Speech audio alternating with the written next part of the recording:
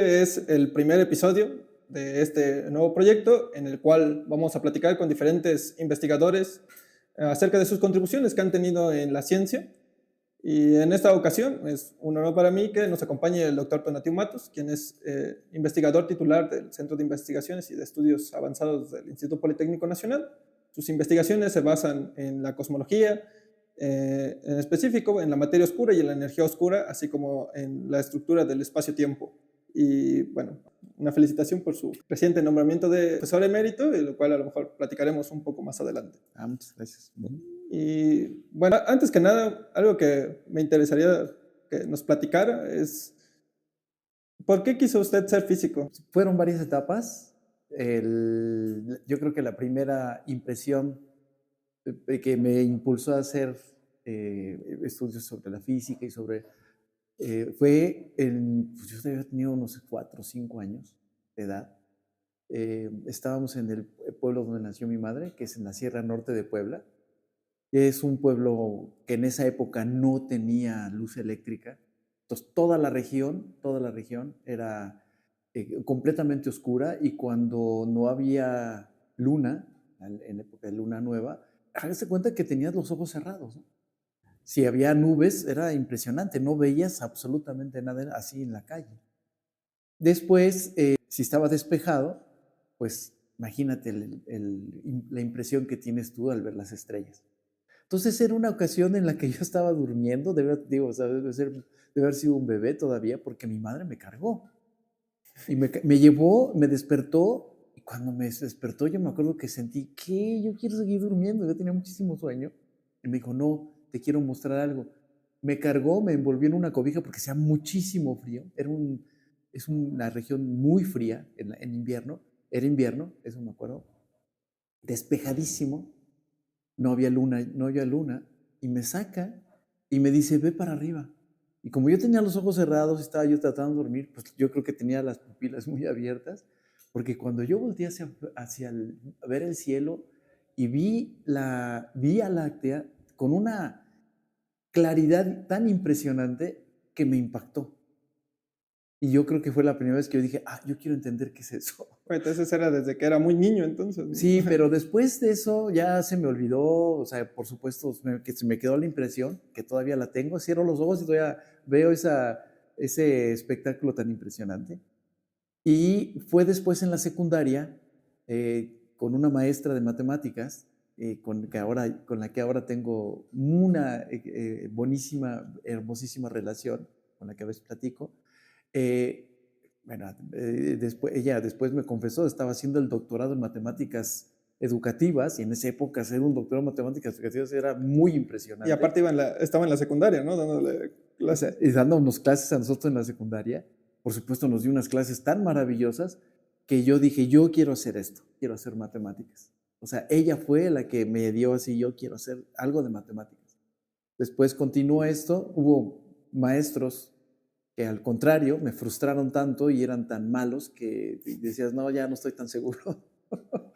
Pero poco a poco, sí, el impulso que me dieron esas clases de matemáticas de primer año de secundaria me hicieron entrar a la Escuela Superior de Física y Matemáticas en contra de la opinión de todos mis amigos, de todos mis familiares, de toda la gente conocida. Todo el mundo me decía, ¿para qué vas a estudiar eso? Eso no sirve para nada. Y desde el inicio sí quería física o quería otra cosa. No. Yo me metí a la Escuela Superior de Física y Matemáticas del Politécnico porque, bueno, primero, pues toda mi familia había sido politécnica, entonces, a pesar de que para mí la UNAM estaba mucho más cerca, bueno, me dejé llevar por la corriente, me metí al Politécnico y no sabía si yo quería ser físico o matemático, sino simplemente quise entrar ahí porque me habían gustado tanto las matemáticas, y además cuando me las enseñaban bien, que no era siempre, pero cuando me las enseñaban bien y yo entendía todo, yo sentía una claridad en entender física y matemáticas que era fascinante. Lamentablemente, en el primer semestre de la carrera tuve unos maestros, un par de maestros muy malos que me hicieron casi arrepentirme, pero tuve un maestro de física que era maravilloso. Otra vez con este maestro ahora Me lo veo, lo encuentro, se llama José Luis del Río, y lo veo y lo encuentro y lo abrazo y le digo, tú eres el culpable de que yo haya sido físico. Y él siempre se ríe y le da mucho gusto, ¿no? Me estima mucho, nos estimamos mucho. Y yo por eso después dije, bueno, mi camino ya es la física. Esto es Y, lo que yo quiero hacer. y desde ahí sabía que también iba a estudiar cosmología o cómo fue, No, o quería estudiar otra cosa diferente. no, todavía no. Todavía estaba yo ahora sí, yo quiero estudiar física. Inclusive estuve tanteando, estuve coqueteando mucho con hacer termodinámica, porque los maestros de termodinámica de la escuela eran muy buenos, entonces ellos pues te impulsaban y te motivaban, mira, no, termodinámica era lo mejor. Y por acá había gente que hacía inclusive estado sólido, ¿no? También estaba impresionante, era bellísimo, no sé. Entonces yo me quedé todavía en medio de esos dos y por ahí me di cuenta de que lo que a mí me gustaba era entender el universo. Y alguien me dijo que para entender el universo había que estudiar gravitación, la teoría general de la relatividad. Y en física y matemáticas no había expertos en relatividad general. O sea, había alguien que medio había estudiado la relatividad general y nos impresionaba mucho. Nos hablaban que en el Simvestab estaba un grupo de relatividad general que era de los mejores del mundo, cosas por el estilo, pero ahí en física y matemáticas no había gente experta en relatividad. Había este maestro que medio especializaba en eso y con él hice la tesis de licenciatura. Y después encontré, en ese momento era muy difícil estudiar y relatividad en México, había solamente 2 grupos pequeños, muy incipientes, y fue cuando decidí, no, pues tengo que ir a estudiar relatividad en algún lado, y alguien me recomendó irme a Alemania. Pero en la Alemania, en donde estaba el mejor grupo de relatividad, o uno de los mejores grupos de relatividad del mundo, pues era la Alemania democrática, o sea, la República Democrática Alemana, que estaba del otro lado del muro de Berlín. Y afortunadamente conseguí una beca, los alemanes me dieron todo, pasaje de vuelta, estancia, inclusive me dieron dinero para ropa, bueno, impresionante, o sea, ¿Y ya sabía hablar alemán? nada, ni una palabra. Llegué hablando, hablar, sin hablar, no, creo que sabía decir Guten Tag, no sé qué era todo. No, además era peor que eso, ¿no? Porque yo aprendí aquí en México que para decir buenos días era decir Guten Tag, ¿no? Y llegas a Alemania y la gente no dice Guten Tag, la gente decía Tag. Llegué a este grupo que al principio me dijeron, no, vamos a primero a probarte porque pues, vienes del tercer mundo, vienes de México, ahí ni física hay, cosas por el estilo. O sea, no me lo dijeron, pero obvio que lo pensaba, ¿no? Oye, no, primero lo vamos a probar, ¿no? Y efectivamente me probaron 6 meses y después de 6 meses ya no me dijeron nada, quiere decir que me aceptaron. Me quedé ahí con ellos. Sí. ¿Y fue complicado ahí su estancia en Alemania? ¿O? Pues sí, porque es un choque cultural, es un choque hasta de las temperaturas del medio ambiente. Entonces, el primer año, inclusive los primeros 6 meses fueron muy difíciles para mí, muy difíciles, pero ya después te vas adaptando, te vas acostumbrando a la temperatura, a los fríos, a los calores, a la lluvia, que es prácticamente todos los días, a todas horas, siempre está nublado, nunca hay sol, cosas por el estilo, pues te vas acostumbrando, empiezas a tener amigos. Tuve mucha suerte porque casi después de unos 2 meses después que llegué a Universidad de Jena, o sea, a la ciudad de Jena, ahí está la universidad, que era donde estaba el grupo, conocí un grupo de alemanas que les gustaba la música latinoamericana.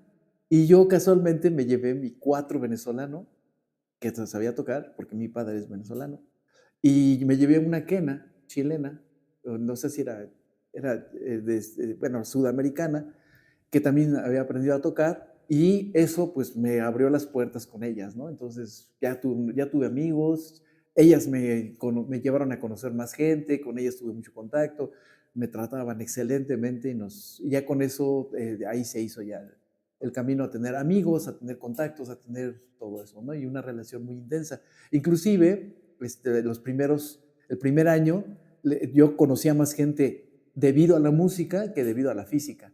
Porque los físicos así, todos serios, nunca hablaban, nunca decían nada. Los alemanes son completamente difíciles de entablar su contacto con ellos.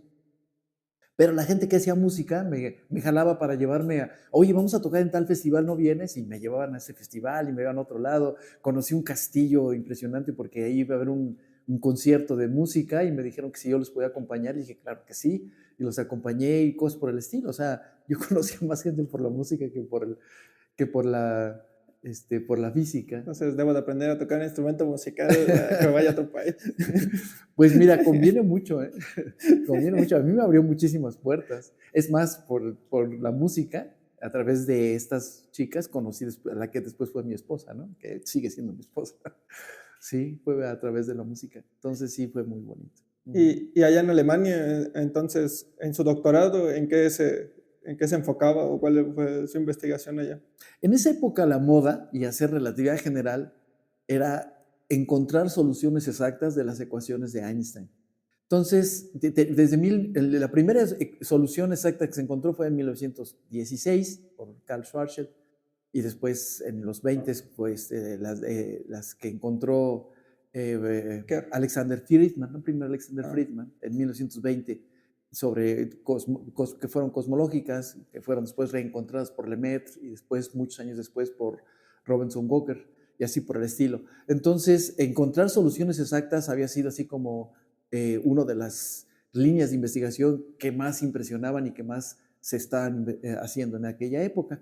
El grupo pues era el experto, uno de los grandes expertos, inclusive escribieron un libro que se llama así, Exact Solutions of Einstein-Feld Equations, que es ahorita la Biblia para la gente que quiere entender soluciones exactas de las ecuaciones de Einstein. Y casualmente yo entré al doctorado cuando se había ya desarrollado técnicas para encontrar las soluciones exactas de las ecuaciones de Einstein, que eran ya muy, muy avanzadas y muy bonitas, pero habían costado 60 años de investigación físico-matemática y sobre todo matemática, ¿no? Entonces eran acciones muy, muy matemáticas. Como a mí me encantaban las matemáticas, no, pues fue fabuloso. Entonces, hacer soluciones exactas de las ecuaciones de Einstein para mí fue impresionante. Aprendí todas las técnicas, las apliqué en 5 dimensiones, en 4 dimensiones. Y bueno, cuando regresé a México, pues yo era experto, ¿no? de hacer eso.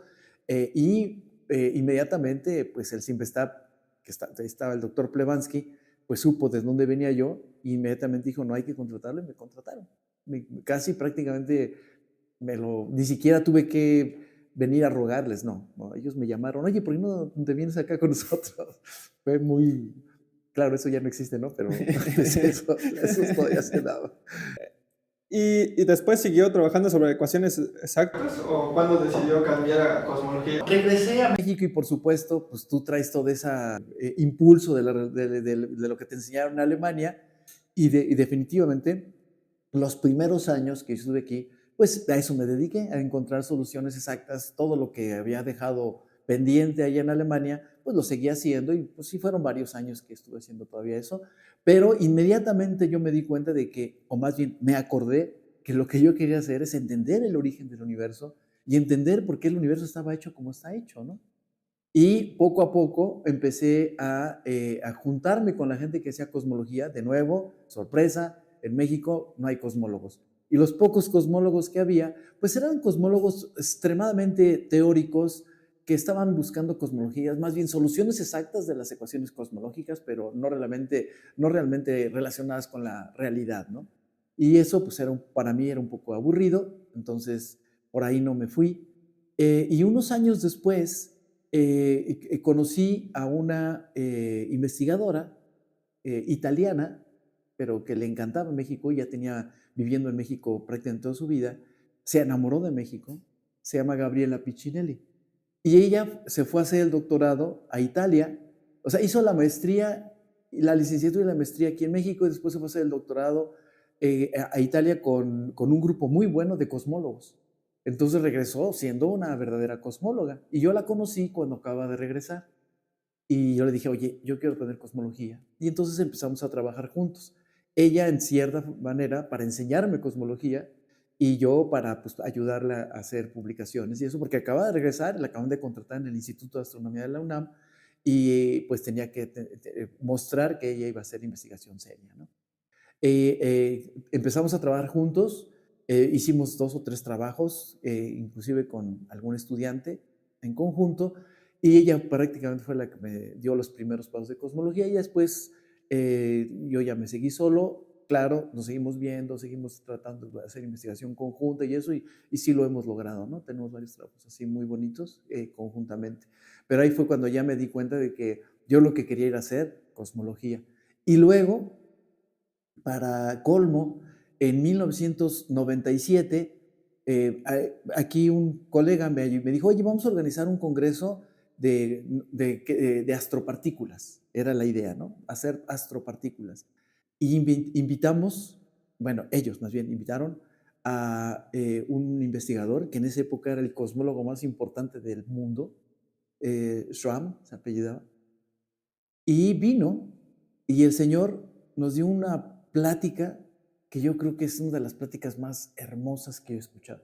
Era tan bonita, era tan profunda, y sobre todo nos convenció, pero así totalmente, de que había una anomalía cosmológica y no entendían de qué estaba hecho, de qué estaban hechas las galaxias ni los cúmulos de galaxias. Y él nos dijo, se llama materia oscura. Yo dije, yo quiero hacer esto. Esto es lo que a mí me interesa. Es justo lo que yo quiero entender. Pero después estábamos en el congreso, que fue en Guanajuato. Yo estaba sentado con otro colega, ya no me acuerdo con quién. Y de repente el restaurante, esa era una noche, estábamos todos los miembros del congreso en el restaurante y estaba lleno el restaurante. Y de repente, nosotros estábamos en una mesa donde había 2 sillas desocupadas y llega David Schramm y nos dice, ¿me puedo sentar con ustedes? Yo pensé que estaba soñando. Por supuesto que se puede sentar con nosotros. Y empezamos a platicar con él. Y ahí no solamente nos convenció de que la materia oscura era un tema importante que iba a ser del futuro, sino que fue tan convincente y tan realista y tan lógico lo que hizo, que yo dije, esto es el camino que yo tengo que seguir.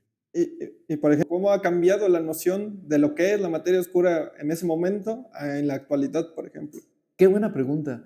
En esa época todo mundo pensaba que la materia oscura deberían de ser Júpiters grandotes, o sea, muchos planetas gigantes repartidos por todas las galaxias, en nuestra galaxia, por ejemplo, y a ese modelo le llamaban machos, macro omega, creo que macro astrophysical compact halo objects, machos.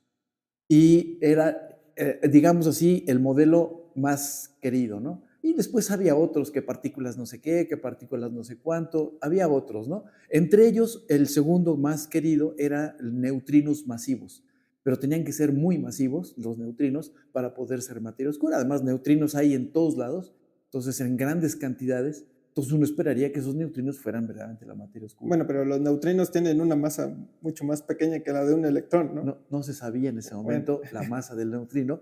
Justamente decían, sí, tiene que tener una masa de kiloelectronvolts para ser materia oscura, y lo que hay que hacer nada más es medir la masa de los neutrinos. Pero el más querido de todos los modelos era el los machos, que era materia oscura fría, pero venida de partículas de planetas gigantes, ¿no? Que no habían colapsado, no se habían formado estrellas, pero eran suficientemente grandes y suficientemente en cantidad para poder explicar la materia oscura.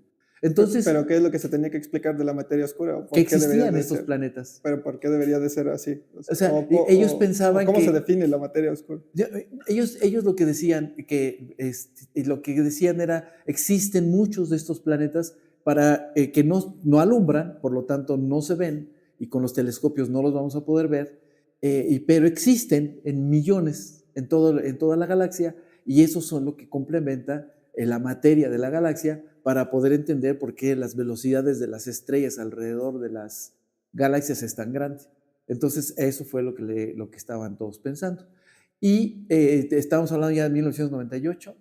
Entonces, la gente empezó a buscarle para ver si podían encontrar estos planetas, y lo que hicieron fue diseñar un telescopio o telescopios y los pusieron en varios lugares con los cuales enfocaban hacia un lugar luminoso, a una estrella o, por ejemplo, en el caso hacia una galaxia cercana. Y entonces lo que estaban esperando es que por ese lugar pues pasaran estos planetas. Entonces, si pasaban los planetas, no los ibas a ver, pero iban a distorsionar la luz que te estaba llegando porque tapaban. Entonces, esa distorsión... Sí, como un eclipse, ¿no? Exacto, se le llamaba microlensing, o sea, lentes microscópicas, pero se podían ver y habían calculado de qué tamaño tenían que ser, y además calcularon cuántos tenía que haber para que ellos realmente pudieran ser la materia oscura que estábamos buscando. Entonces ya instalaron los telescopios, bla, bla, bla, y los pusieron todos muy contentos, ya nomás tenemos que buscarlos y verlos. Y, sorpresa, el primer año encontraron uno o dos, que era, pero lejos de ser suficiente para que fueran materia oscura. Pasó el segundo año, así, ya después se convencieron de que los machos eran todo un fracaso. Pero eso pasó un tiempo, ¿no? Tanto es así que en 1998 a mí se me ocurrió decir, bueno, ¿y si la materia oscura es un campo escalar? ¿Sí? Y iba yo a los congresos, presentaba mi modelo y todo el mundo me decía, pero ¿qué estás hablando? Si ya sabemos que la materia oscura son machos, ¿no? O sea, son Júpiter gigantes. Digo, ¿quién dice que ya sabemos? Ay, mira, es cosa de tiempo, eso nomás espérate un momento y vas a ver que son. ¿Para qué estás haciendo eso? Estás perdiendo el tiempo. Yo dije, ¿qué? Y después, cuando terminaron y vieron que los machos no eran la materia oscura, todavía se quedó la posibilidad, entonces son los neutrinos. Entonces todo el mundo se siguió con los neutrinos. Iba yo y presentaban, es que el campo escalar puede ser materia oscura. Y me decían, ¿qué? Los neutrinos, espérate, nomás es que cosa que super Kamiokande y después super Kamiokande mida la masa de los neutrinos, te vas a dar cuenta, los neutrinos son la materia oscura. Y llegó el año 2002, Super Kamiokande mide la masa de los neutrinos por primera vez y es más chiquita que un electrón volt. Entonces, imposible que sea materia oscura. O por lo menos no la materia oscura que observamos. ¿Y qué es un campo escalar? Un campo escalar es una partícula o un campo, en este caso, que no tiene spin, tiene spin cero. Bueno, sí tiene spin cero.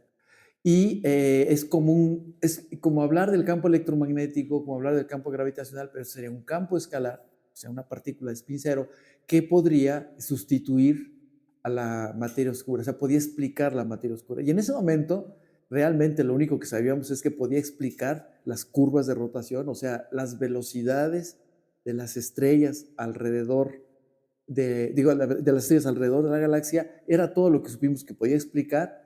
Y con eso nos lo propusimos y lo pusimos en el mercado, digamos así, en la literatura. Que por cierto, nadie nos hizo caso. Y cuando yo les digo, cuando aquí en el Simvestab, en varias ocasiones me dijeron que eso era una tontería. Inclusive el doctor Premansky me dijo, usted está suicidando académicamente. Me lo dijo enfrente de todos. Le dije, bueno, pues si me estoy suicidando, cada quien toma sus decisiones, ¿no? Y ni modo, ¿no? Pero nosotros habíamos descubierto que explicaba bien las curvas de rotación, estas velocidades, y entonces por eso era suficiente para ver que no era un modelo malo, sino que había que estudiarse más. Y después, poco tiempo después, encontramos que explicaba muy bien, junto con la constante cosmológica, la expansión acelerada del universo, o sea, las supernovas. Entonces dijimos, bueno, si explica esas dos cosas, por lo menos está explicando tanto como lo hace el modelo estándar de la cosmología. Entonces, pues no vamos a dejarlo, ¿no? También puede ser una segunda posibilidad. Sí, a esta expansión acelerada del universo es lo que se le llama como energía oscura, ¿no? Correcto. O sea, no explica la energía oscura, sino que la materia oscura fría más constante cosmológica, en este caso, explicaban muy bien las observaciones de las supernovas. Pero si a la materia oscura la sustituyes por campo escalar, explica igualmente bien la evolución de las supernovas. Por lo tanto, pues no la puedes abandonar. Entonces dijimos, no, pues los dos modelos son equivalentes hasta este nivel. Y conforme fueron avanzando los dos modelos, y entre más había precisión en las observaciones cosmológicas y astrofísicas, cada vez era más notable que los dos modelos a nivel cosmológico eran iguales. Cuando nos dimos cuenta que a nivel pequeño, o sea, a escalas más pequeñas, galácticas, nuestro modelo era mucho mejor, pues yo dije, oye, con menos razón voy a dejar este modelo. Por ejemplo, el problema que tenía, y ya se hablaba mucho en a finales de años 90 sobre eso, es que el modelo de materia oscura fría predecía que los centros de las galaxias tendrían que tener una cantidad enorme de materia oscura, enorme. Y nosotros, con nuestro modelo, automáticamente obteníamos que en el centro tenía que haber una cantidad moderada de materia oscura, debido al principio de incertidumbre. Y cuando observan con las galaxias en pequeñas, en este caso con galaxias enanas y eso, el centro de las galaxias, definitivamente no había mucha materia oscura, había muy poca. Entonces, ¿cómo explicas con materia oscura fría esto? Bueno, empezaron a crear modelos y tuvieron que hacer lo que llaman ellos feedback, o sea, física extra para que pudieran explicar eso. Por ejemplo, con explosiones supernovas, movimientos que no fueran circulares, cosas por el estilo. Sí lo logran explicar, pero sigue el problema con las galaxias más pequeñas, porque ahí no hay muchas supernovas, no hay muchas estrellas. Entonces, no se puede explicar muy bien eso, y en cambio el modelo de nosotros lo explica sin ningún problema. Y otro que se dio también desde el principio fue que las simulaciones numéricas te ponen una enorme cantidad de galaxias satélites alrededor de las galaxias grandes, pero una enorme cantidad. Y nosotros, con nuestro modelo, nos daban poquititas, como se observa, y a ellos les daban muchísimas. Entonces, la manera de resolverlo de ellos es decir, bueno, es que no todas las galaxias chicas captan estrellas y por lo tanto solo son halos, no son galaxias, entonces no los ves, andan por ahí, pero no los ves. Entonces, bueno, sí se puede resolver también con el modelo de ellos, pero definitivamente con nuestro modelo es más natural. Y, por ejemplo, en la cosmología, ¿cuál cree usted que sean los problemas más importantes que hay actualmente? Pues sigue siendo ese. La Tenemos materia oscura y la energía oscura. pues definitivamente sí. ¿Por qué? Porque representan el 96% de la materia del universo. Y pues, ¿qué es más importante en la ciencia sino entender de qué está hecho el universo? ¿Qué es la materia? O sea, eso es lo que hemos estado tratando de entender desde el origen de la ciencia, ¿no? ¿Qué es la materia? ¿De dónde viene? ¿De dónde se causó? Y o sea, la sorpresa es descubrir que efectivamente tienes 96% de esa materia que no entiendes, que no sabes qué es. Entonces, entender de qué está hecho el universo, yo creo que no es solamente un problema que tiene la física o la cosmología, sino realmente la ciencia. ¿Qué es el universo? ¿De qué está hecho el universo? ¿No? Y seguimos pues, en ese tono, ¿no? Tratando de entenderlo. Y, bueno, por ejemplo, la energía oscura, pues sabemos que existe, ¿no? También por mediciones de que las galaxias se van expandiendo, se van alejando unas de otras, ¿no? Pero, ¿por qué eso es un problema si ya sabemos cuál? O sea, No, sabemos que eso pasa, ¿no? sabemos, o sea, eso es muy certero. Sabemos que existe, sabemos que hay algo ahí que está haciendo que las galaxias no solamente o sea, se alejen unas de otras, sino que lo hagan cada vez más rápido. ¿Qué está causando que las galaxias se alejen cada vez más rápido? Esa es la pregunta más bien, ¿no? ¿Qué está causando que las estrellas se queden estables en las galaxias a pesar de que no ves más materia? Esa es la pregunta, ¿no? ¿Qué es lo que está causando eso? Olvídate si es materia o es energía o si es oscura o no es oscura, no. La pregunta es esa. Oye, yo veo que las galaxias se alejan aceleradamente y no es lógico. Nuestros modelos, nuestras teorías, nuestro conocimiento dice exactamente lo contrario, que tenían que ir cada vez más lento. ¿Qué es lo que está causando que las estrellas giren tan rápido? Según nuestros modelos, nuestras teorías, la teoría de Einstein, esas estrellas deberían salir disparadas si no hay materia ahí. Entonces, ¿qué está haciendo que se queden ahí fijas? ¿No? Esa es la pregunta. ¿Por qué si la teoría no predice bien eso? ¿O por qué seguimos utilizando esa misma teoría? No, esa es una excelente pregunta. Pues no lo sé. No, es que puede ser que no sea que haya otra partícula, sino que las teorías estén equivocadas o que nuestro conocimiento del universo esté incompleto. Totalmente de acuerdo. Pero eso es justamente lo que queremos averiguar. ¿Qué es lo que está causando eso? Es lo que queremos averiguar. Por supuesto, hay propuestas inclusive en esa dirección, ¿no? Por ejemplo, están estas teorías de modificación de la relatividad general. Dicen, no, la relatividad general está equivocada, lo que hay que modificar es la relatividad general y bueno, entonces pues hay muchísimas propuestas de cómo hacerlo, ¿no? Todas las propuestas que se han hecho, cuando las comparan con mediciones, ponen inclusive parámetros que se comparen con la relatividad general y los parámetros siempre tienden a irse a relatividad general. Entonces, pues sí seguimos buscándole, pero no hemos encontrado nada. O sea, todas indican, no, es relatividad general, pero no sabemos todavía. Todavía hay que seguir buscando por ahí. Para los dos tipos de preguntas, ¿no? Y bueno, usted tiene diferentes líneas de investigación, ¿no? Y de todas esas líneas de investigación, algunas, tiene como un cierto apego, no sé cómo decirlo, ¿ha disfrutado alguna más que otra? Híjole.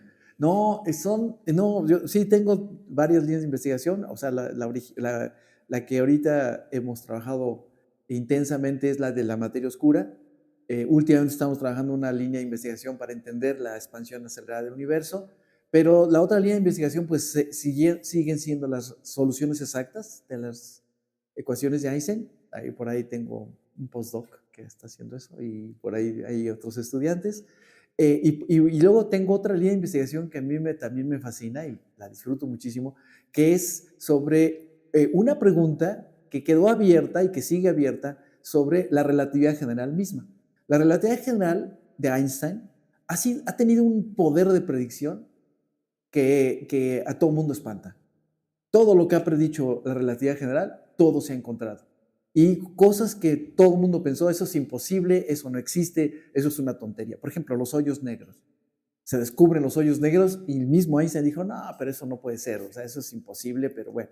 ¿Qué hay ahora? Se han fotografiado los hoyos negros, se han detectado los choques de hoyos negros. Sí, las ondas gravitacionales, ¿no? Era un problema bastante complicado porque es una perturbación muy, muy, muy, muy, muy pequeña y pues hasta una hormiga probablemente podría tener más perturbación que lo que captamos, ¿no? Totalmente de acuerdo. O sea, las ondas gravitacionales, y el mismo Einstein dijo, no, pero son tan pequeñas que nunca las vamos a poder ver.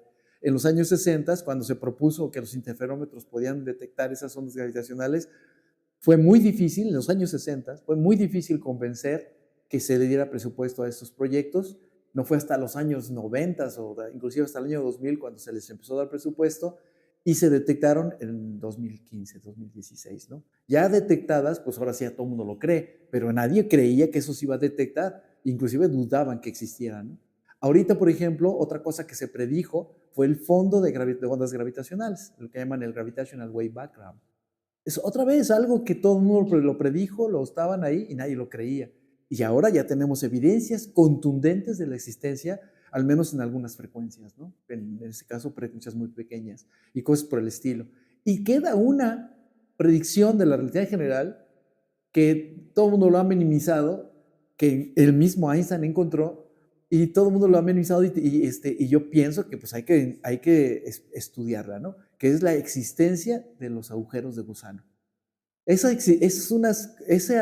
existencia nos implicaría cosas impresionantes. Por ejemplo, una de las principales frustraciones que tiene la humanidad es de que, aunque en las películas y en las novelas de ciencia ficción se sobrevalúa esa cosa, es viajar a otros planetas, viajar a otras estrellas, viajar a nuestro sistema solar. No hemos llegado más que a la Luna con hombres y con máquinas, pues a Marte, y ya se acabó. Y los demás han pasado naves cerquititas o se han acercado, pero es casi imposible, es muy complicado por la distancia que tienen que recorrer. Ahora, ir a otra estrella, la estrella más cercana está como a 4 años luz de distancia, nos llevaría generaciones llegar allá, con los métodos o las naves espaciales que tenemos ahora. Y si existieran los agujeros de gusano, podríamos viajar por todo el universo, inclusive viajar a otros universos, ¿no? Bueno, ¿podría comentar cuál es la diferencia entre un agujero de gusano y un agujero negro? El agujero de gusano, bueno, primero el hoyo negro, ¿no? El agujero negro es una región del universo tan curvada por el espacio-tiempo que ya no permite, o sea, la velocidad de escape es más grande, de cualquier objeto es más grande que la velocidad de la luz. Y como sabemos que nada viaja más rápido que la velocidad de la luz, entonces nada puede salir de ahí. Eso es un agujero negro. Y un agujero de gusano es una región que comunica a otra región del universo de una manera muy sencilla. ¿Sí? Es un rompimiento topológico del espacio-tiempo que te comunica o dos regiones del espacio-tiempo o una región de espacio-tiempo con otro universo o cosas por el estilo. Entonces, no solamente está la posibilidad de viajar rápido dentro de nuestra galaxia o rápido a otras galaxias, sino a otros universos, ¿no? Si existieran los agujeros de gusano. Entonces, y si existieran otros universos. Y si existieran otros universos. O sea, lo que sí sabemos es que existen otras galaxias y si existe la nuestra, ¿no? Entonces, yo inclusive escribí una novela, o sea, me fascinó tanto el tema que se me ocurrió escribir una novela sobre eso, en donde pues un grupo de viajeros puede viajar a través de los agujeros de gusano y pues pasan cosas increíbles, ¿no? Y yo se las recomiendo. Parecía como al Interestelar, ¿no? Como en Interestelar, exacto. Ahí viajan a través de un agujero de gusano que los comunica a una región cercana dentro de nuestra galaxia donde podía haber planetas habitables, ¿no? Pero también existe la posibilidad de que puedas viajar en el tiempo debido a que te puedes comunicar a una boca de garganta de otro agujero de gusano que estuviera desfasado en el tiempo al tuyo. ¿Y por qué no se han detectado los agujeros de gusano? ¿O cuál es el problema? Bueno, no se han detectado, primero son oscuros, o sea, igual que los hoyos negros. Las fuerzas gravitacionales ahí no son tan violentas. Los agujeros negros tienen fuerzas gravitacionales extremadamente violentas, entonces los puedes ver, como los han visto ahora, a través de sus discos de acreción y sus alrededores y cosas por el estilo. Y los agujeros de gusano, pues pueden ser que tengan masas del tamaño de la Tierra, por decir algo, son masas chiquitititas, entonces lo que afecta alrededor es pequeñísimo y además son oscuros porque pues todo lo que pasa por ahí cerca se mete al agujero y se va. Y bueno, yo había leído que también son inestables, ¿no? O se cree que teóricamente son inestables, ¿no? Eso es una pregunta abierta que lo han estado investigando pues, estudiantes de aquí del CIMBESTAF. Es una pregunta abierta. Yo tuve un estudiante, Juan Carlos, del Águila, que encontró que por lo menos había una región dentro de los parámetros existentes en lo cual los agujeros de gusano eran estables. Inclusive el de Interstellar así de entrada debería de ser inestable, o sea, no debe de existir. O sea, cualquier cosa que se acerca lo choca, ¿no? Pero Juan Carlos encontró que si entraban con un pequeño ángulo, no eran inestables. Y la velocidad, y si están rotando, pues la velocidad de rotación implica que nunca van a entrar exactamente de forma radial y por lo tanto van a ser estables, ¿no? Es una conjetura que nosotros escribimos hace muchísimos años, en la cual decíamos que los agujeros de gusano que estuvieran rotando iban a ser estables. Y pues es lo que estamos siguiendo. Eso no se ha todavía determinado con toda precisión, pero esperemos que sí. También lo que había visto era que violan en las condiciones de energía, ¿no? En física, nosotros queremos que la energía siempre sea positiva, porque pues hay como energía negativa, ¿no? Y en este caso viola esas condiciones de energía, ¿no? Sí, así es. Entonces, por eso tampoco no son como físicamente aceptables, ¿no? Sí, sí, eso es totalmente cierto. Ahora, una de las condiciones de energía, que es la fuerte, es violada por la energía oscura. O sea, si la energía oscura, esta expansión acelerada del universo, es una partícula y es una cosa que exista, ese viola las condiciones de energía. Entonces, sí, cierto eso de que tenemos el prejuicio de que las condiciones de energía tienen que ser no violadas, pero ya no estamos tan seguros en ese sentido, ¿no? O sea, la otra no se ha violado, la energía negativa, bueno, tal vez desde el punto de vista cuántico sí, pero generalmente en clásica no.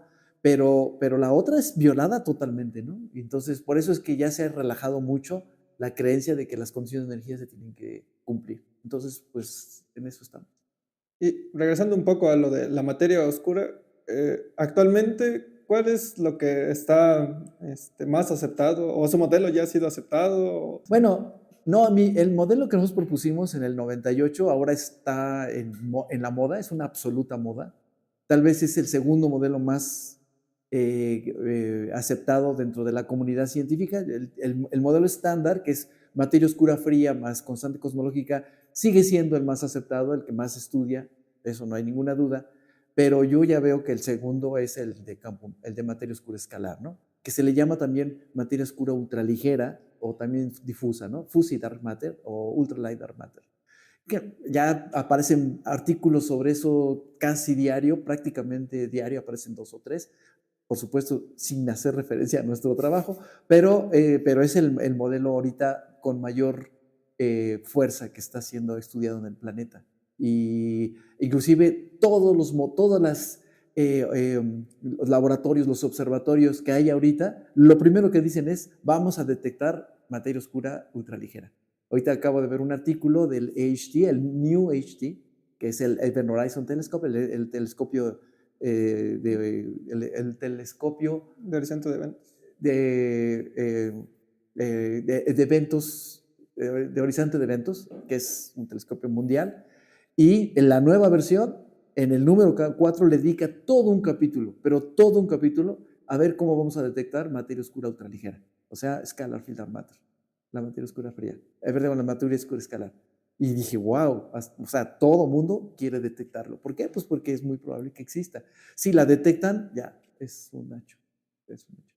¿Y por qué cree que ha subido de fama, por ejemplo, el modelo de materia oscura escalar? No, pues precisamente, o sea, algo que nosotros dijimos desde los años, desde el 98, bueno, más bien desde el 2000, 2002, que era un modelo excelente y que estaba resolviendo preguntas que los otros modelos no estaban resolviendo de una forma tan sencilla y natural como lo hace el modelo de materia oscura escalar. Esa es toda la razón.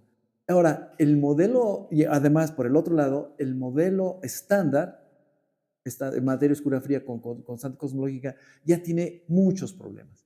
Ahorita ya, por ejemplo, a nivel cosmológico, ya es una de que la constante cosmológica no puede resolver lo que llaman la tensión de H0, que es, H0 es el valor del parámetro de Hubble, o sea, de la expansión del universo, de hecho, en el momento actual.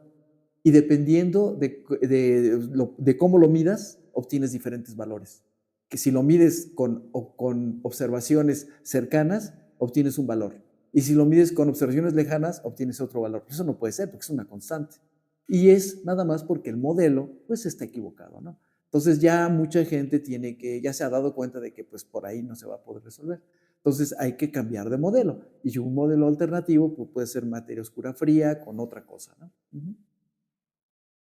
Y bueno, cambiando un poco de tema, ¿usted cree que es complicado ser físico en México? No, ya, ahora era complicado, hace muchísimos años.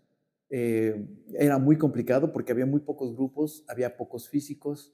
Yo creo que ahora es muchísimo más sencillo, por supuesto, en cualquier época, en la época pasada y en la época actual, lo que hay que hacer es trabajar durísimo y estudiar muchísimo. Entonces, si te gusta la física, pues eso es un placer y lo puedes hacer con mucho gusto, ¿no? Y no tienes otra cosa que hacer, pues oye, lo hago porque me fascina, ¿no? Entonces, si te fascina, hazlo. Pero si no te fascina, no, porque entonces va a ser un peso y si es mucho trabajo. Y es mucho trabajo que tal vez uno pueda decir, sí, para después ganar esta miseria, no es cierto, no gano una miseria, pero de todos modos, para ganar esto, pues mejor me dedico a empresario si quiere ganar dinero, ¿no? Entonces hay que hacerlo así. Pero bueno, si te gusta la física, si te gustan las matemáticas, si eres curioso de cómo se hace y de cómo funciona el universo, pues física es una carrera maravillosa, es divertidísima, divertidísima para quien le gusta, ¿no? Y hay muchas instituciones en México ya de un nivel internacional, completamente internacional, donde se puede estudiar física, ¿no? En la Ciudad de México y en la provincia, ¿no? Se puede estudiar física. Y después, maestría y doctorado, de aquí en México ya hay centros de muy buen nivel para estudiar física, o pues también se puede ir al extranjero. En este sexenio se eliminaron las becas al extranjero, pero me imagino que eso se va después a recuperar y entonces pues estudiar en el extranjero también es una opción. Por ejemplo, para llegar a emérito, ¿qué se necesita hacer? O sea, ¿cuáles son los pasos que se requieren o cómo funciona eso? No, pues es muy sencillo. Necesitas que te guste mucho, que te guste mucho la física y entonces haces todo porque te gusta, ¿no? Porque te dijeron, oye, mira, para ser emérito tienes que hacer eso. No, eso la verdad yo nunca me fijé en eso, sino que yo hacía mi trabajo, o sea, disfrutaba mi trabajo, gozaba mi trabajo y entonces ya cuando lo tenía acumulado me preguntaban, oye, con este trabajo puedes mostrarlo en CONACYT o lo puedes mostrar en Sinvestado y te van a poder dar un mejor salario. Pues lo mostraba y ¡ay! Funcionaba. Y así por el estilo. Entonces, ahora que me preguntaron, oye, pues hay la posibilidad de ser emérito, le dije, bueno, pues tengo esto. Y lo vieron y dijeron, hombre, estás bien, pasas. O sea, pero no fue así de que a ver qué necesito. Ahora, Sí sé que se necesita, ya me lo dijeron. No es tan sencillo. Primero hay que tener una carrera de investigación sobresaliente. ¿Qué quiere decir? Publicaciones importantes, trabajo que sea importante. Por ejemplo, la materia oscura escalar pues es un trabajo muy, en este caso, sobresaliente, en el sentido de que pues ya hay mucha gente trabajando en él y está de moda, ¿no? También ha tenido muchos alumnos, ¿no? Que trabajan en eso. Y luego esos alumnos han tenido alumnos. Claro, claro. Esa es la segunda parte. O sea, tienes que haber formado una escuela. Y entonces, pues sí, la Escuela de Cosmología de México, pues, o sea, un montón de estudiantes son mis estudiantes y los estudiantes de mis estudiantes, pues ahora ya están trabajando en diferentes universidades de prestigio en México y en el extranjero, ¿no? Porque ya también tengo estudiantes que trabajan en Estados Unidos y así. Y la otra es haber participado mucho en actividades de difusión de la ciencia. Y eso a mí me fascina. Entonces, cada vez que yo tenía oportunidad, a veces hasta me regañaba, no sé, oye, tú todo dices que sí. Sí, pues que a mí me fascinaba ir a dar pláticas y platicar con los muchachos y desde secundaria, desde primaria, a veces tenía yo niños de primaria que me hacían las preguntas más difíciles que me han hecho en todos lados y cosas por el estilo. ¿Recuerda alguna pregunta que le hayan hecho? No, pues sí, que haya, si estamos viendo el universo, ¿qué hay después? Yo me quedaba, pues, ¿qué le contesto? Sí, es una pregunta bien complicada, ¿no? ¿Cómo vemos que hay más dimensiones? Cosas por el estilo. Esas son las preguntas que me hacen los niños de primaria, ¿no? Y bueno, después en las prepas y en las vocacionales, sobre todo en universidades, pues también me gusta mucho platicar con los estudiantes, ¿no? Uh-huh. Pero bueno, es una parte divulgativa, pero también tiene que exponer, ¿no? En congresos especializados, ¿no? Sí, claro, Donde también ya no es un público sí, general, ¿no? Sí, no, en congresos de público ya especializado, pues sí, he estado ahí en pláticas difíciles, en lugares que uno pensaría, dices, no, hombre, aquí me van a acabar, ¿no? Y no, afortunadamente siempre tuve muy buena recepción. Una de las que más recuerdo fue en el Albert Einstein Institute, que está cerca de Potsdam, en un pueblito que se llama Golm, y pertenece a la Max Planck Gesellschaft, o sea, a la Sociedad Max Planck de Alemania. Entonces es un centro de muchísimo prestigio. Y el que lo fundó es un físico de la relatividad que se llamaba Jürgen Ehlers. Y todo el mundo lo conocía, era así como el dios de la física, sobre todo allá en Alemania, era así como el más destacado físico, pero además era relativista casualmente, ¿no? Él era relativista. Y un día me invitaron a dar una plática ahí en el Albert Einstein y nunca me imaginé que llegara Jürgen Ehlers a ver mi plática, ¿no? Y todo el mundo me dijo, es que Jürgen Ehlers es impresionante, o sea, te va a acabar.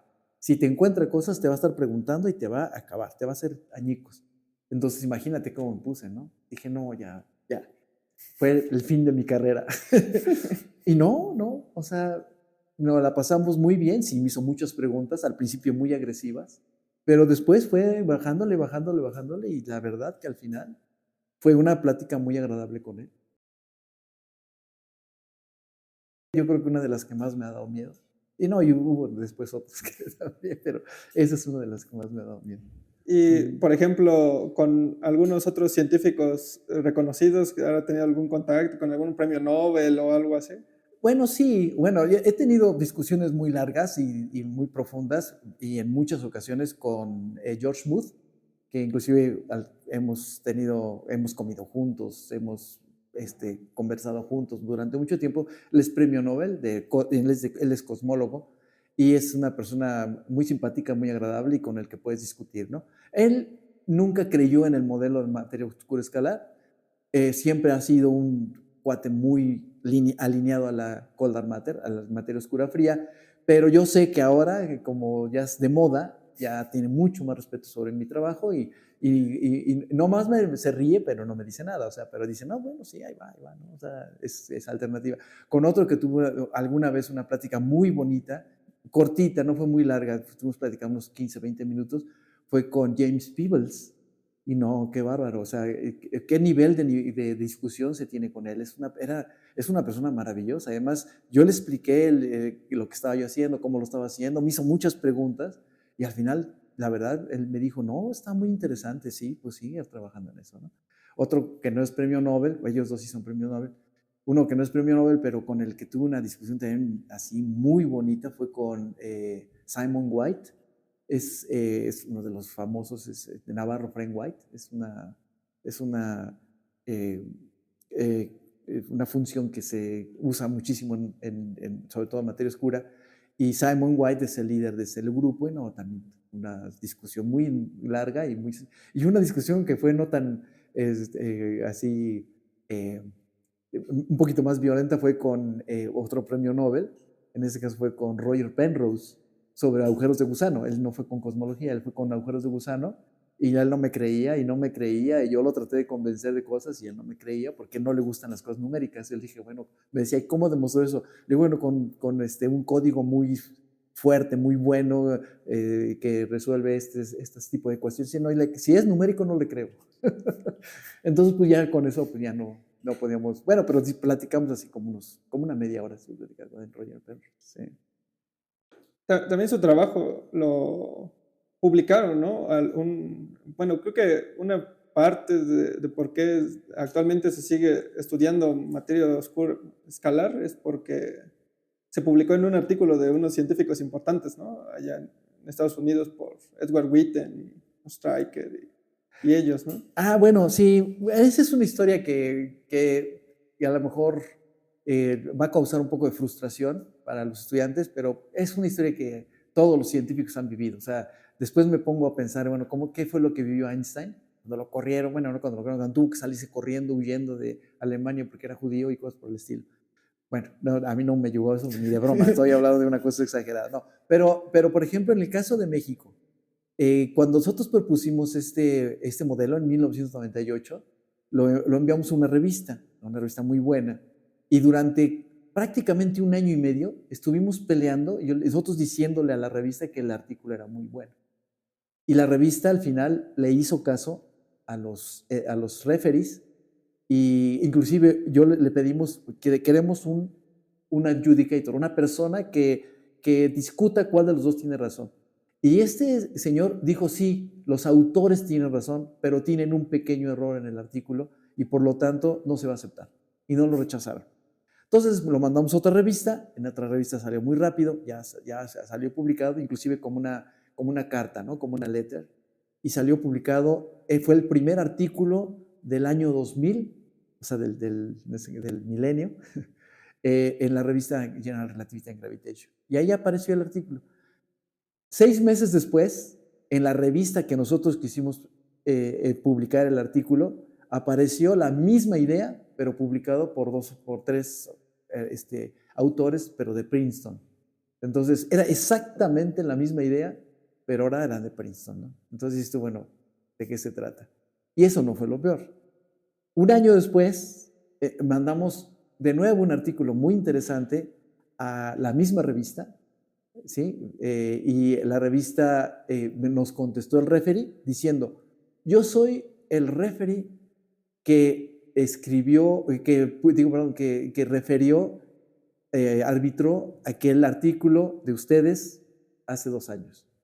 Y reconozco que ese artículo sí era para esa revista. Pero este nuevo se ve que es también para esta revista, pero como aquel ya está publicado, como no es la punta de la lanza, tampoco va a ser aceptado, y no lo rechazó. Y tampoco fue publicado en esa revista. 3 o 4 años después, un canadiense nos publicó exactamente la misma idea. Nosotros le escribimos al canadiense y reconoció que era la misma idea que nosotros esta vez, y fue publicado en la revista. En esa revista, la misma que nosotros quisimos publicar. Entonces, pues a mí ya se me hizo, oye, es simplemente porque pues, no somos de Princeton ni somos canadienses. No me apellido Johnson. No me apellido, exactamente. Smith. Exactamente. Y en 1917, en el 2017, en el 2017 aparece un artículo esta vez por Jeremiah Stryker, que es el cosmólogo tal vez más famoso de ahorita del planeta, Scott Tremaine, que es es el astrónomo de los astrónomos más famosos del planeta, y por Edward Witten, que fue uno de los diseñadores de la teoría de cuerdas, y bueno, y Hui, que es Lam Hui, que es un chino muy bueno, un científico muy extraordinario, exactamente diciendo la misma idea, pero sobre todo repitiendo todos los resultados que nosotros habíamos publicado pues en ese momento durante 18 años, y publican el artículo y ahora es un artículo famoso, y por eso se hizo famosa la idea. O sea, cuando nosotros dijimos todo, nadie nos creyó. Cuando vino en este caso, gente de Princeton y de Yale, y dicen lo mismo que nosotros dijimos, ahora sí les creen. Ese es el problema, nada más. Ese es un problema. Y ahora es famoso, pero el artículo famoso no es nuestro, sino es el de los de Princeton y de Yale, ¿no? A pesar de que nosotros lo dijimos 18 años antes. Bueno, pero ahí están, o sea, todo eso está escrito, todo eso está muy bien cimentado. Entonces, pues en algún día la historia, como decía Fidel Castro, la historia me absolverá. No, la historia va a reconocer que pues esos trabajos son mucho más viejos de los que ellos dijeron. ¿Qué nuevos descubrimientos cree usted que vayan a venir en un futuro cercano, por ejemplo, en cosmología? Definitivamente, yo creo que siguen abiertas las dos preguntas, ¿qué es la materia oscura y qué es la energía oscura? Hasta que no estemos seguros de que precisamente la materia oscura escalar o la materia oscura fría o lo que ustedes quieran es la materia oscura, esta investigación va a tener que seguir su cauce. Por supuesto, la energía oscura, pero otra pregunta que es fundamental es la unificación de la gravedad con la mecánica cuántica.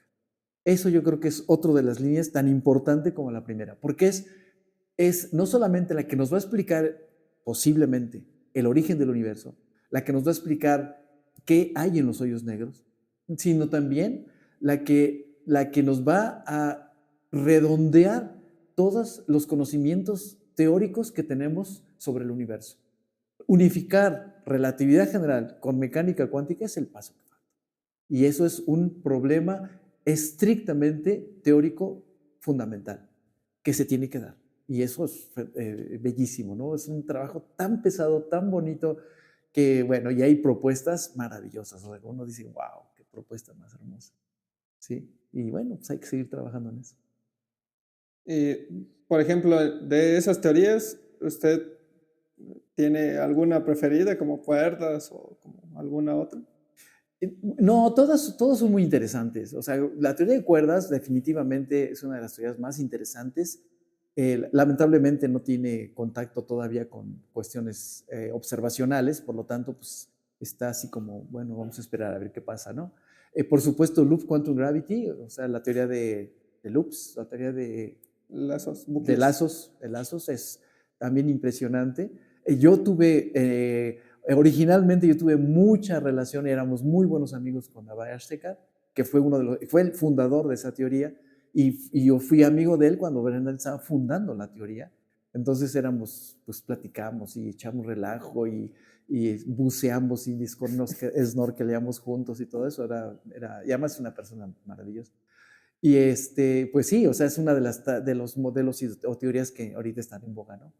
Y después, pues hay otras más propuestas que pues no son descartables. Yo creo que mientras tengan lógica, no estén contradiciendo las observaciones que nosotros estamos teniendo y tengan una perspectiva de seguir adelante, yo creo que todas las ideas ahorita, antes de que estemos con la idea correcta, tienen que ser investigadas.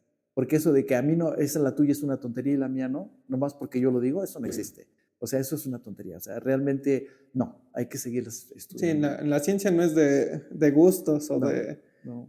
Y tampoco democracia, tampoco. Tampoco, exactamente. No es de democracia. No, porque cuando, les digo, en la época en que yo estaba con la materia oscura, el 90% de los astrónomos te decían, la materia oscura son los machos. ¿Sí? Y había unos cuantos que decían, no, no son los machos. Y no fue democrático, ¿no? O sea, el 90% fracasó.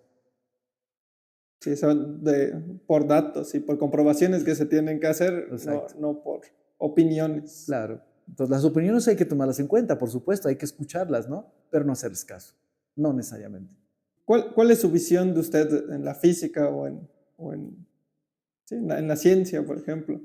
Bueno, la ciencia definitivamente no solamente sirve para alimentar el alma, porque en ese sentido se parece mucho al arte, ¿no? O sea, te da impulso, te gusta, te Sí. enamora, te apasiona. Además, en esa misma analogía, a un artista nunca le preguntan, pues, ¿para qué sirve tu escultura o para qué sirve Exacto, tu pintura, no? exacto.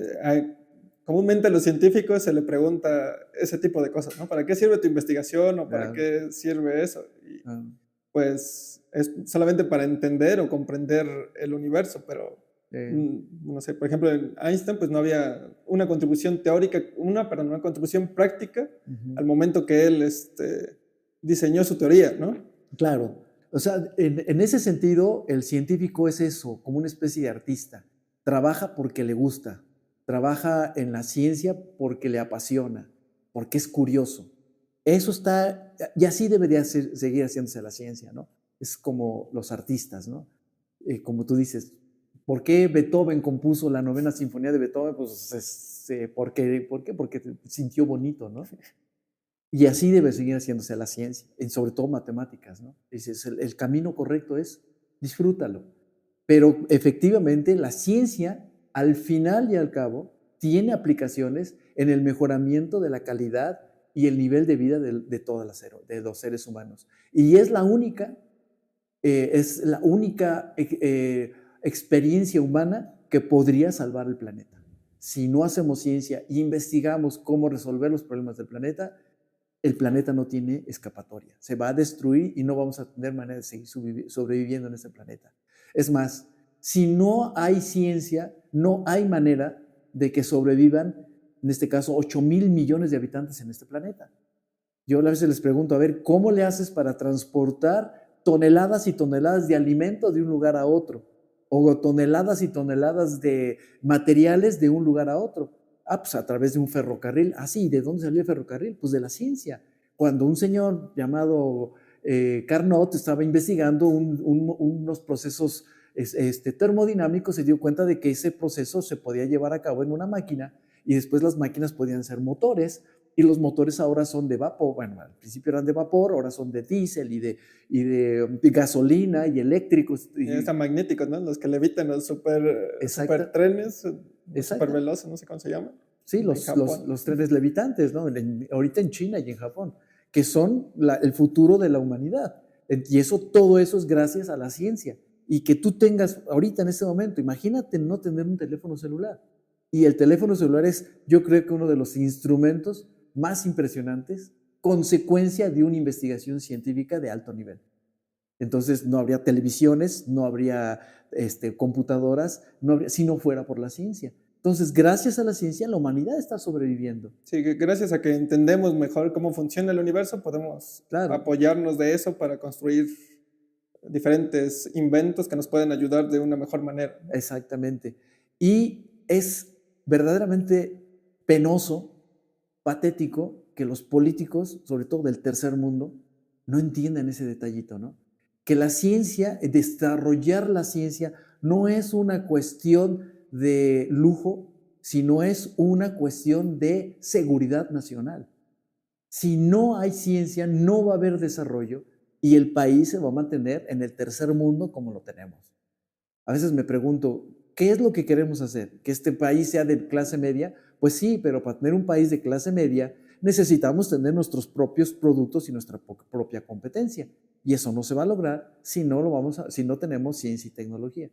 Y la experiencia es una y tras otra y tras otra. Vemos a Corea, vemos a Japón, vemos a China. Todos ellos eran países que estaban en la pobreza. O sea, Corea del Sur era más pobre per cápita que México en los años 70 No, de hecho, creo que era hasta más pobre que Corea del Norte. y era más pobre que Corea del Norte. Corea del Sur ahora es 3 veces más rico que México. China, se estaban muriendo de hambre, todavía había hambrunas donde había millones de chinos que se morían en un año, ¿no? Porque habría hambrunas y había no sé qué. No sé. Ahorita China es el país más rico, o sea, prácticamente de los más ricos del mundo, ¿no? ¿Por qué? Porque han invertido en ciencia y tecnología como ninguno, ¿no? Y ahora tienen trenes levitantes, tienen trenes que van a casi 500 kilómetros por hora, están vendiéndonos a nosotros los trolebuses que tenemos en la Ciudad de México. Digo, qué penoso, ¿no? O sea, nosotros teníamos todo eso ya desarrollado hace 20 años y ahora se lo compramos a los chinos, que es una empresa que empezó a funcionar en el 2002, la empresa que nos vende los trolebuses. Cuando nosotros en los años 80, en los años 70, ya teníamos la empresa Dina, que fabricaba todo eso mejor que cualquiera. Y ahora le compramos los trolebuses a los chinos. Y así por el estilo. ¿Por qué? Pues porque no tenemos tecnología, porque no tenemos impulso, porque no tenemos ingenieros suficientemente capacitados, cosas por el estilo. Por supuesto. Pero igual, bueno, en México también ha habido más científicos, ¿no? Actualmente que pues hace, no sé, 30 años o 50 años, ¿no? No, sí, el crecimiento de la planta científica mexicana fue muy intenso en los años 90.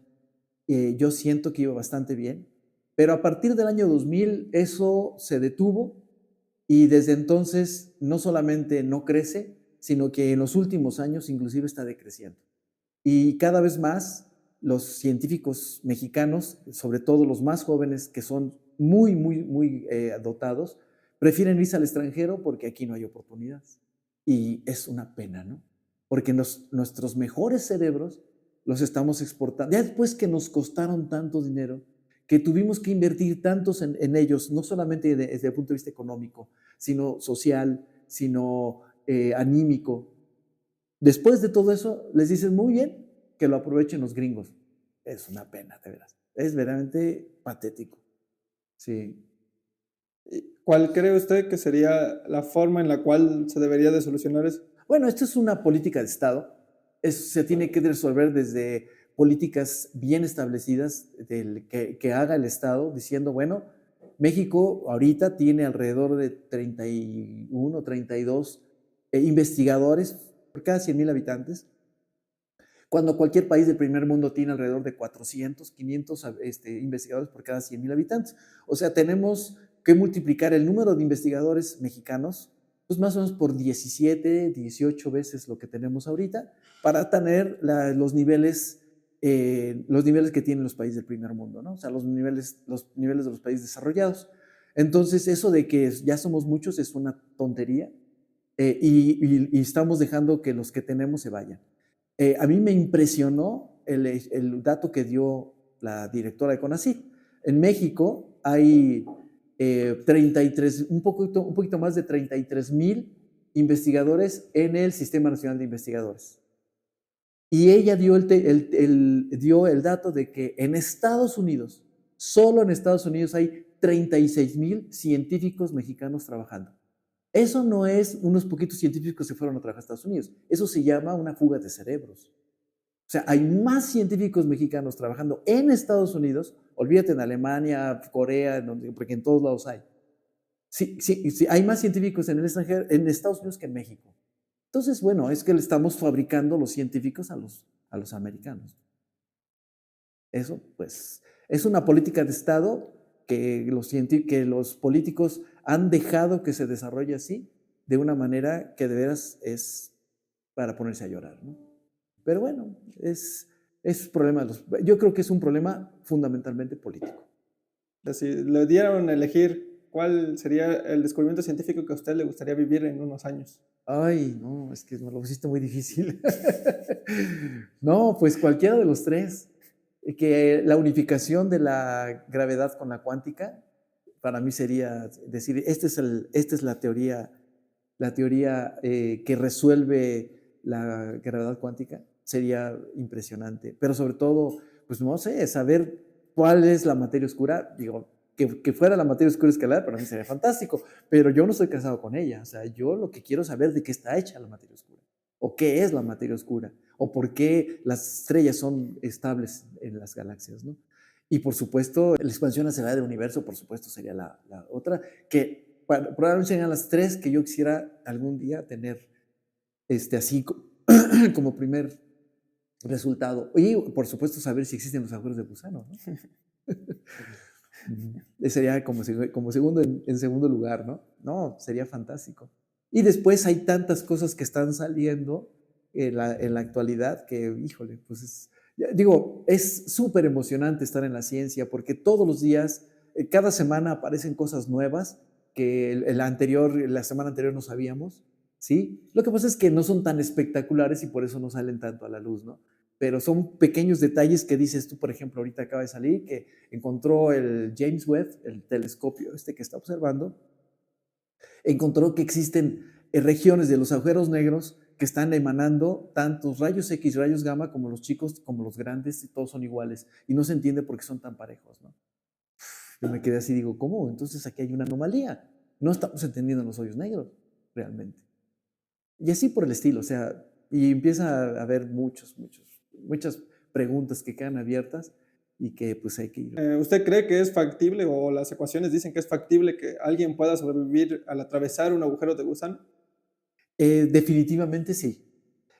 Así es factible. Sí es factible. Pensé que la respuesta iba a ser no. No, no, la respuesta es sí. Es una pregunta, es una muy buena pregunta, que le hizo en una discusión, eso me lo platicaron, por ahí lo vi escrito en alguna parte en la historia, donde estaban Carl Sagan y Kip Thorne discutiendo sobre eso, porque Carl Sagan escribió una novela que se llama Contact, donde un astronauta viaja a través de un agujero de gusano. Y entonces Kip Thorne le dijo, sí, pero eso no existe porque la va a destruir. O sea, la va a destruir las fuerzas de marea, las fuerzas gravitacionales que hay en el agujero. Y entonces Carl Sagan le contestó a Kip Thorne, demuéstralo. Y entonces se pusieron a demostrarlo, pues él es matemático, lo hizo los cálculos junto con sus estudiantes y el resultado fue que efectivamente había agujeros de gusano que no iban a destruir a las personas. Entonces lo que hace uno es, pues, tú puedes calcularlo todo, tienes una solución, puedes encontrarla, puedes estudiarla y calculas las fuerzas de marea, o sea, las fuerzas gravitacionales que te van a molestar o que te van a afectar a la hora de atravesar el agujero de gusano. Esas las puedes calcular. Y se calculan y puedes darles límites, ¿no? Que no sean más grandes que, no sé, o por decir algo, 2 veces la gravedad de la Tierra o cosas por el estilo, les pones ese límite y efectivamente hay la posibilidad. Entonces sí puedes atravesar un agujero de gusano. Otro problema que había en los agujeros de gusano era que los que se habían desarrollado hasta ese momento, aunque ya había otros, pero bueno, estaban todos dentro de un horizonte de eventos. O sea, si entrabas ya no ibas a poder salir y entrar al horizonte de eventos también te iba a traer fuerzas gravitacionales extremadamente grandes que te iban a destruir. Y demostró que efectivamente no era necesario el horizonte de eventos, sino que podían existir afuera siempre y cuando violaran las condiciones de energía, pero siempre y cuando todo fuera regular, ¿sí? Lo que yo encontré, ¿Cómo regular? o sea, que no hubiera singularidades. Entonces, fueron las condiciones que él puso. No se violan las condiciones de energía, no hay singularidad. Perdón, no, las condiciones de energía no las puso. No hay singularidades y todo lo demás, que puedan ser atravesables, todo eso. Y la conclusión que llegó fue, sí, se puede, pero violan las condiciones de energía. Y lo que yo encontré con mi estudiante Juan Carlos fue, del Águila, fue que si no se violan las condiciones de energía, sí puede haber agujeros de gusano, pero tiene que haber singularidades. Ahora, esas singularidades son suficientemente débiles como para que no te destruyan para cuando vayas a entrar en el agujero de gusano. Y además, lo más importante que encontré con Juan Carlos es que esas singularidades no están en contacto causal con el resto del universo. Entonces, no importa que existan, si están ahí, pero no las vas a poder tocar nunca. Entonces, eso no lo tomaron en cuenta ni Kip Thorne, ni Carl Sagan, ni ninguno. Entonces, eso sí es algo interesantísimo. También porque existen diferentes tipos, ¿no?, de agujeros de gusano, entonces dependiendo cuál agujero de gusano tomemos, existen diferentes Ajá, conclusiones, ¿no? así es correcto. Y entonces, pues ahorita lo que estamos investigando, cuando llegan estudiantes que tienen curiosidades matemáticas muy intensas en la relatividad general, estos temas son impresionantemente ricos en eso, ¿no? Entonces aprendes matemáticas, pero también haces cosas que podían suceder y que pueden en el futuro ser consecuencias importantes de la relatividad general. En una teoría unificada, ¿cuál cree usted que es el problema? ¿Que sea un problema matemático? que sea un problema físico o por qué no se ha podido hacer una compatibilidad entre la mecánica cuántica y la relatividad general, porque, bueno, la relatividad general es nuestra mejor teoría actualmente de la gravedad, ¿no? Ujú. Y lo que queremos o lo que se quiere estudiar con esta unificación es pues las primeras etapas del universo o los agujeros negros, que es donde falla Ujú. la relatividad general clásica y queremos meter pues Ujú. estos efectos Ujú. cuánticos, ¿no? Ujú. No, esa es una muy buena pregunta y la puedo responder solamente con lo que yo creo, no con lo que Lo no que, hay bases todavía sí, para sí. experimentales para poder dar respuesta, pero lo que yo creo es esto. Existen por lo menos tres formas de entender interacción entre partículas, interacción entre cuerpos, que son la teoría de Newton, es donde él dice, bueno, existe una fuerza entre las dos partículas y por eso ellos están interactuando. Esa es la primera forma y la que nosotros tenemos más, como más de contacto con ella, ¿no? Pero hay otras dos. La segunda es a través de lo que se conoce como la teoría de campo, que es cada partícula o cada cuerpo interacciona entre sí porque intercambian una partícula virtual entre ellos. Por ejemplo, el electrón con el protón interactúan a través de un fotón virtual que están intercambiando constantemente y por eso están Es interactuando. una idea más de partículas elementales, ¿no? Esa sería la teoría de partículas elementales, pero es una forma diferente de entender interacción de partículas. Y después está la tercera, que es la de la gravitación, la de Einstein, que dos partículas interactúan porque una de ellas curva el espacio-tiempo y la otra viaja por la geodésica de ese espacio curvado. Entonces son tres formas de entenderla, Sí, ¿no? la geodésica es el camino más corto de llegar de un punto a otro, ¿no? Exacto, es la distancia más corta. Si yo quiero ir de un punto a otro, esa es la distancia más corta en un espacio curvado, pues es diferente que en un espacio plano o en un espacio de otro tipo, ¿no? Y yo creo que ahí está el problema. Yo creo que queremos unificar la teoría de campo, en este caso la teoría de la mecánica cuántica, con la gravedad, pero los dos tienen conceptos de interacción completamente opuestos. Y entonces, por ejemplo, ¿qué hace Cuerdas? Cuerdas toma las ideas de teoría cuántica de campo diciendo que entonces los cuerpos interaccionan porque intercambian un gravitón. Pero eso no es la idea de la relatividad general. Relatividad general no intercambia gravitones. En la relatividad general hay la curvatura y ya. Y eso es muy diferente y opuesto a lo que hace la teoría de cuerdas. Pero, entonces la teoría de cuerdas sí puede ser que esté unificando gravedad y mecánica cuántica, pero no está teniendo esencialmente el mismo concepto de interacción que relatividad general. Sí, aunque, bueno, creo que en estas teorías lo que se espera o lo que se esperaría es que cambie también nuestra concepción del universo, Exacto, ¿no? exacto. Entonces, va a dar una nueva forma de ver el universo como lo que pasó con la mecánica de Newton al pasar de la relatividad general, que dejó de ser una fuerza, la gravedad, bueno, como así se conocía, y actualmente pues pensamos que es una manifestación de la curvatura del espacio-tiempo lo que origina esta gravedad y ya no una fuerza, ¿no? Así es. Entonces, yo creo que lo que justamente acabas de dar en el clavo de lo que yo pienso, lo que hay que cambiar es el concepto de interacción y hacer un concepto de interacción unificado, algo que nos conduzca en algún límite a la relatividad general, que serían curvatura del espacio y tiempo, y otro que nos conduzca a las partículas, intercambio de partículas virtuales, ¿no? Y en ese caso, posiblemente tengamos ya una teoría de unificada exitosa. Sí, aunque, bueno, también existen más problemas, ¿no? Como Sí, claro, tiempo. muchísimos más. No, el tiempo es un problema en todos lados, porque es un problema en cosmología. ¿Qué es el tiempo en cosmología? Bueno, siempre decimos, pues cuánto te marca el reloj, pero realmente lo que estamos midiendo nosotros en cosmología no es el reloj, es el corrimiento al rojo. Y eso no sé si ¿Cuánto tiene, se alejan las galaxias, ¿no? cuánto se alejan las galaxias, que no necesariamente tiene que ver de cuánto tiempo pasó o cuántas veces dio vueltas la Tierra alrededor del Sol.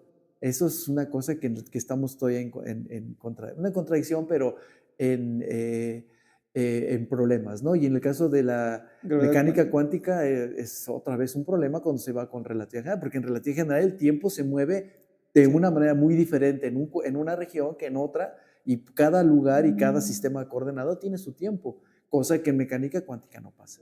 No, es un parámetro interno. exactamente. Entonces, pues eso es un problema difícil de resolver. Y en retrospectiva, Ajá. ahora después de pues, todo este largo camino que ha tenido desde que era un estudiante o antes de ello, ¿cree que su elección de haber estudiado física o gravitación ha sido la correcta? ¿O quisiera haber estudiado otra cosa o haberse dedicado a otra cosa? No, no, eso es para mí totalmente seguro. O sea, estudié lo que debería estudiar, me dediqué a lo que me debía haber dedicado. Es muy probable que si yo hubiera tenido o conocimiento de lo que iba a hacer después y me hubieran regresado, digamos, cuando fui a Alemania, tal vez yo no hubiera hecho soluciones exactas, sino me hubiera ido a un grupo de cosmología, no sé, de aquella época, ¿no? Por ejemplo, con Davis Ram, si hubiera sabido que él estaba haciendo eso, yo hubiera estado con Davis Ram, pero eso era muy difícil, ¿no? Y sobre todo en México con y los grupos que había, pues te impulsaban a una dirección que ellos pensaban que era la correcta. Y por ejemplo, aquí el doctor Plebansky era lo que impulsaba, soluciones exactas porque era lo que le gustaba. Entonces, pues a todo mundo nos contagiaba con eso, ¿no? Sí. No, yo creo que estudié lo que debía estudiar. Y por supuesto, después hay que ir modificándolo un poco, ¿no? Hasta encontrar exactamente el camino que uno quiere. Sí, o tener varias líneas, ¿no? Al mismo Correcto. tiempo de diferentes cosas en las cuales tenga curiosidad de saber. Correcto, sí. Siempre hay que tener un plan B y un plan C. Este es el plan B. Exacto. Ese es el plan B. Sí, excelente plan B, ¿eh? Por cierto. Bueno, no sé si usted quiere agregar algo más. Sí, bueno, que esta iniciativa de ustedes es una excelente iniciativa. Los felicito por la iniciativa que están tomando y ojalá tengan muchísimo éxito y se van a dar cuenta que también se van a divertir mucho. Sí, bueno, muchas gracias por eso y pues me alegra que usted haya sido el primero de nuestros invitados que vamos a tener o que esperamos tener a lo largo de los diferentes episodios que esperamos hacer. Y pues si ya no hay nada más por el momento, me gustaría cerrar con esto, el primer capítulo.